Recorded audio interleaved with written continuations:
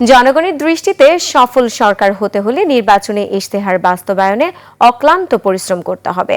রাজধানীর কৃষিবিদ ইনস্টিটিউটে বিএনপি আয়োজিত আলোচনা সভায় কথা বলেন প্রধানমন্ত্রী তারেক রহমান। সামনের দিনগুলো হেলাফেলা করে কাটালে জাতি হিসাবে সবাইকে চরম মূল্য দিতে হবে বলে হুঁশিয়ার করেন প্রধানমন্ত্রী। মেহেদী হাসানের রিপোর্ট। শহীদ প্রেসিডেন্ট জিয়াউর রহমানের ৪৫তম শাহাদত বার্ষিকী উপলক্ষে বিএনপির এই আলোচনা সভা। বক্তব্য দিতে গিয়ে শুরুতেই বাবার সাথে নিজের দুটি অভিজ্ঞতা স্মরণ করেন তারেক রহমান।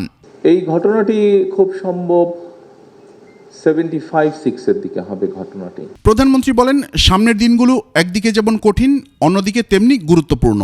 নির্বাচনে জনগণ বিএনপির ইশতেহারের পক্ষে রায় দিয়েছে। সরকারের একার পক্ষে এই ইশতেহার বাস্তবায়ন সম্ভব নয়। দলের প্রতিটি নেতাকর্মীকে এগিয়ে আসতে হবে।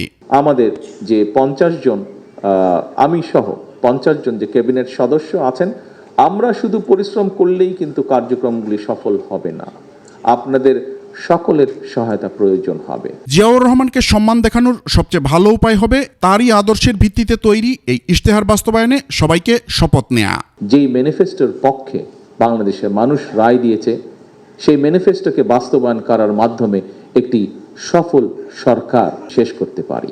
খাল খনন, শিক্ষা খাতের সংস্কার, কর্মসংস্থান সৃষ্টি সহ প্রতিটি বিষয় শহীদ জিয়ার আদর্শের ভিত্তিতে করা বলেও জানান প্রধানমন্ত্রী। আমাদের বহু নেতাকর্মী, লক্ষ লক্ষ। মেহেদী হাসান, ২১ টেলিভিশন, ঢাকা।